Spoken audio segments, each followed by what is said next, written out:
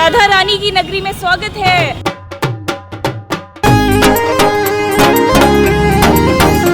हम तो सीधे नहीं चल पा रहे, गोपियाँ यहाँ से मटकी ले जाती थी। देखो हमारी लाडली जू का कितना सुंदर बरसाना है। मन चल रे वृंदावन धाम, राधे राधे गाएंगे। Radhe Radhe, good morning, welcome to my new vlog. And आज हम जा रहे हैं बरसाना। सुबह से ही जाने जाने तक बहुत ज़्यादा ब्लिस है, खुशी है बहुत ज़्यादा। लेकिन श्रीजी टेम्पल लास्ट में जाएंगे, ठीक है। आज जा रहे हैं बरसाना, वहाँ के अलग अलग टेम्पल्स जैसे मोर कुटीर, गहवर वन, फिर पीली पोखर, ये सारे दर्शन करेंगे हम। और परिक्रमा करेंगे बरसाना की, जो मैंने कभी नहीं की है। मैं सिर्फ श्री टेम्पल जाती हूँ बरसाना में, और बाकी एक बार मैं घूमा है मैंने। लेकिन आज ये सारी जगह भी करेंगे और फिर बाद में नेक्स्ट व्लॉग में श्री टेम्पल जाएंगे, ठीक है। श्री बरसाना धाम की जय, राधा रानी की जय। आज की सुबह इतनी सुंदर है।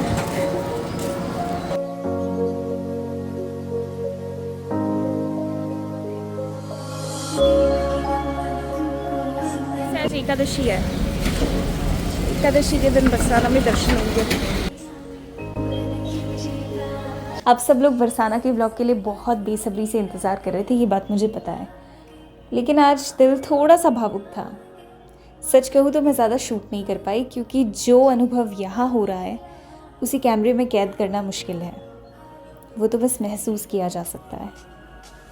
सुबह से ही अलग ही शांति मिल रही है मन को, एक अलग ही आनंद है, जैसे मन किसी और ही लोक में पहुंच गया हो। और आज एकादशी का पावन दिन है। ऐसे शुभ दिन पर बरसाना की परिक्रमा करने का अवसर मिलना, ये सच में बहुत बड़ा आशीर्वाद है।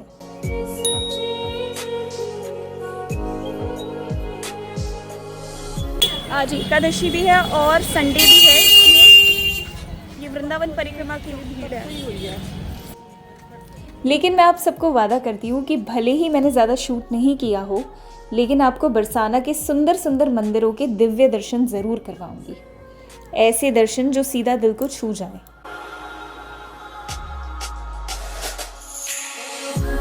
बरसाना सिर्फ एक जगह नहीं है, ये एक एहसास है, एक प्रेम है, एक अद्भुत ऊर्जा है जिसे शब्दों में समझना मुश्किल है। बस बरसाना नाम लेते ही ऐसा लगता है जैसे श्यामाजू की कृपा अपने आप बरसने लगी हो। नीचे से जब आप श्रीजी के महल को देखते हैं तो दिल अपने आप ही भर आता है। कुछ अलग ही अनुभूति होती है, एक खिंचाव, एक अपनापन। मेरी लाडली जू का महल।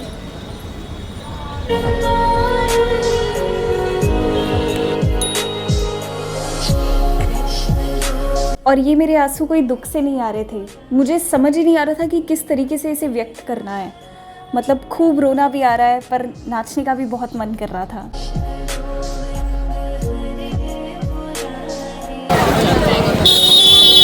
यहाँ से हम हमारी परिक्रमा शुरू कर रहे हैं अभी, श्री बरसाना धाम। जहाँ से दंडवत करके परिक्रमा शुरू की, वहीं से ऊपर को श्री महल की तरफ की सीढ़ियाँ जाती है। तो विरह तो काफ़ी ज़्यादा बढ़ ही रहा है जैसे जैसे पास आ रहे थे, पर आखिर में ही दर्शन होंगे। ये मंदिर जाने का रास्ता है। श्रृंगार करूं। उन सीढ़ियों को, उस मार्ग को देखकर भी उस रास्ते पर नहीं जाना, ये बहुत दुख देता है।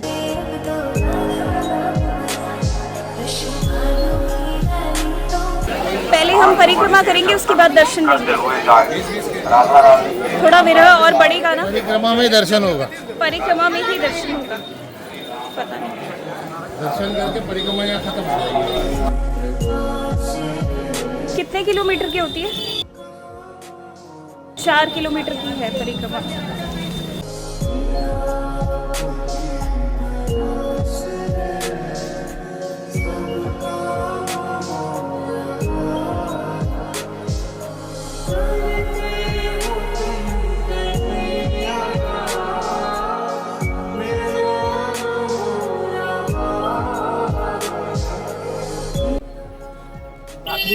राखी अंतिम परिक्रमा मार्ग। साखरी खोर मतलब साखरी गली। साकरी खोर क्या है ना, हाँ। भगवान वहाँ बैठते थे। साकरी गली से गोपियाँ जाती थी, मटकी में पत्थर मारते थे। अच्छा। ये जगह आएगी अभी, ओके। वहाँ मटकी तोड़ते थे, भगवान बैठते थे। अच्छा। पतली गली थी इसलिए गोपियाँ चल नहीं पाती अभी थी। बताता हूँ कैसी जगह। ओके ठीक है, देखते हैं। एक्चुअली मैं खुद आप लोगों के साथ परिक्रमा फर्स्ट टाइम कर रही हूँ, तो मिलकर करते हैं चलो। तो हमारी लाडली जू का कितना सुंदर बरसाना है।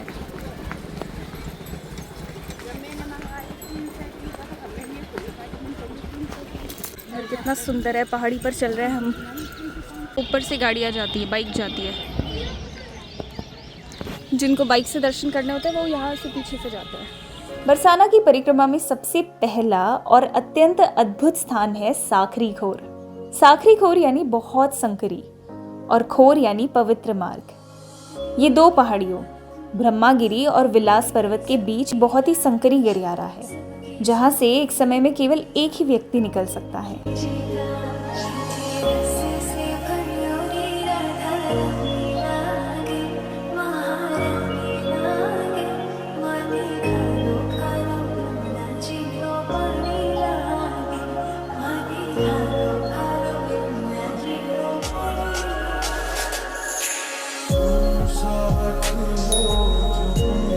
जब ब्रज की गोपियाँ दूध, दही, माखन लेकर बाजार जाती थी, तो उन्हें इसी संखरी खोर से होकर गुजरना पड़ता था।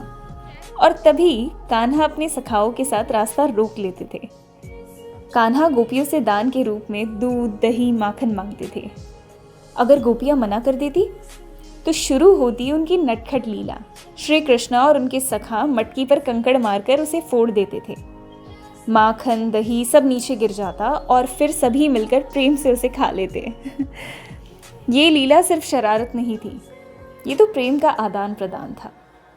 कहा जाता है कि आज भी यहाँ के चट्टानों पर दही और माखन के छींटों के निशान मौजूद हैं और कई भक्त अनुभव करते हैं कि वहाँ एक मिश्रित सुगंध आती है माखन, दही और दूध की, क्योंकि ये भूमि उन लीलाओं की साक्षी है जहाँ प्रेम बहा था। एक दिन गोपियों ने सोचा अब बहुत हो गया। उन्होंने योजना बनाई। कुछ गोपियां आगे बढ़ी और बाकी सब पहाड़ियों में छुप गई। जैसे ही कान्हा ने रास्ता रोका, छिपी हुई सारी गोपियां अचानक आ गई और श्री कृष्ण और सखाओं को पकड़ लिया। उनके कान खींचे, हंसी मजाक किया, यहाँ तक कि श्री कृष्ण को गोपियों के वेश में सजा दिया। फिर उनके सिर पर दही की मटकी रखकर उसी तरह पत्थर मारकर मटकी फोड़ दी और बोली, अब बताओ दान लोगे या नहीं। ये लीला प्रेम की पराकाष्ठा है, जहाँ भगवान भी अपने भक्तों के आगे हार जाते हैं। साखरी खोर में आज भी श्री कृष्ण के चरण चिन्ह और कुछ स्थानों पर हाथों के निशान देखने को मिलते हैं। कहा जाता है कि ये उसी लीला की साक्षी है जब धक्का मुक्की, खेल और प्रेम का अद्भुत संगम हुआ। तो ये खोर से गोपियाँ चल के जाती थी मटकी लेके, तो श्री कृष्ण का ये शायद ऊपर खड़े होकर पत्थर फेंकते थे। हम तो सीधे नहीं चल पा रहे, गोपियाँ यहाँ से मटकी ले जाती थी।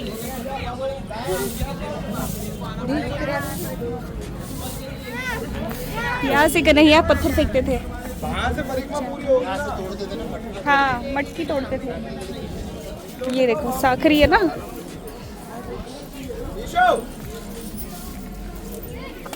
हम आए हैं गहवर वन, श्री राधा रस मंदिर।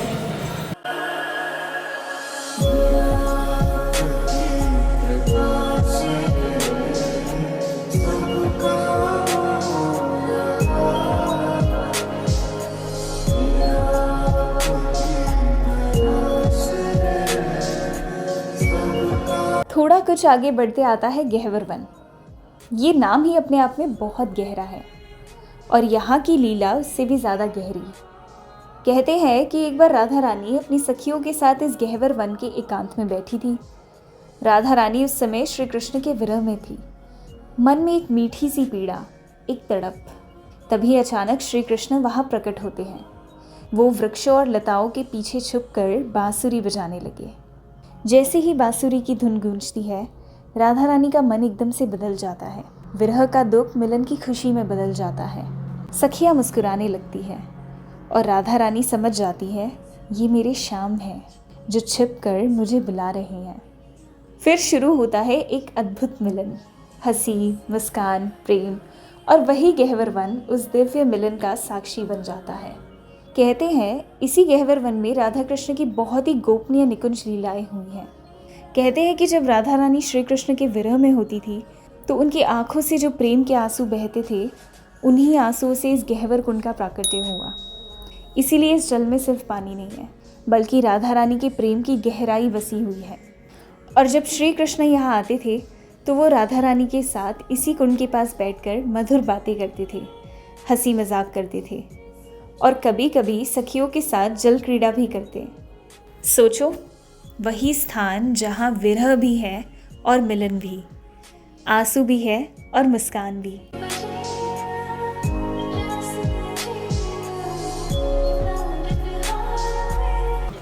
ऊपर है मान मंदिर। मना नहीं जाते थे इधर मान मंदिर। यहाँ से भी रास्ता है मोर कुटीर का। चले बेटी ये कहाँ लगे क्या मान मंदिर। दे ना मान मंदिर ना ये मान मंदिर जाएगा ऊपर, वो मंदिर है ना उधर। वो तो है, ये आपके कहाँ लगे पापा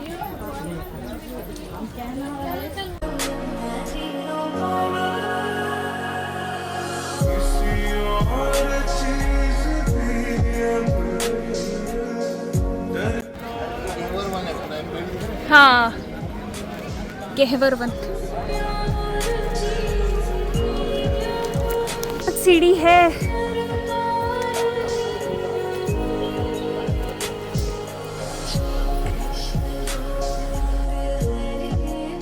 बरसाना की पावन भूमि पर एक बहुत ही सुंदर लीला होती है जिसे मान लीला कहा जाता है। कहते हैं कि एक बार श्री कृष्ण ने राधा रानी से मिलने का वचन दिया था। राधा रानी उनकी प्रतीक्षा कर रही थी, लेकिन श्री कृष्ण देर से पहुंचे। बस यही बात राधा रानी को अच्छी नहीं लगी और उनका मान हो गया। वह रुठ गई और इस मान में इतनी गहराई थी कि उन्होंने श्री कृष्ण से मिलना ही बंद कर दिया। श्री कृष्ण उन्हें मनाने आए। उन्होंने बहुत प्रयास किए, मधुर बातें की, विनती की, लेकिन राधा रानी इतनी जल्दी मानने वाली नहीं थी।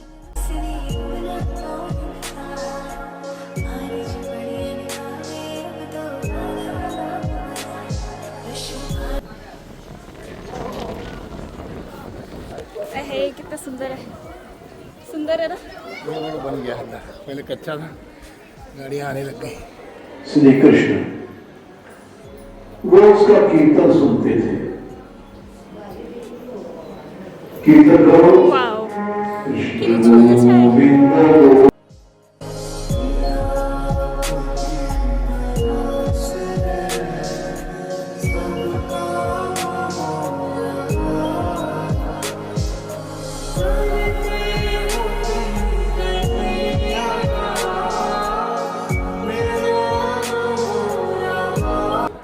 कौन सा?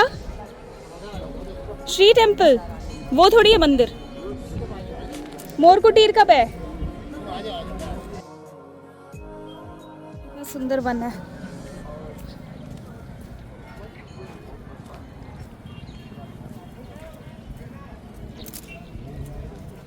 राधे राधे गोविंद गोविंद, राधे राधे राधे गोविंद गोविंद राधे। घर क्यों बना रहे हैं?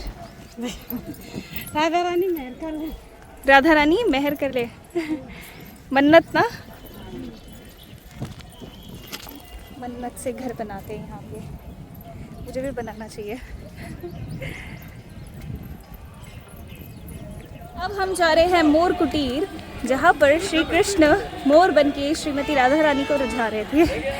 वो उनसे मान गई थी। इसकी लीला बहुत ही ज़्यादा प्यारी है, एक बार आप सुन लो। लेकिन राधा रानी इतनी जल्दी मानने वाली नहीं थी।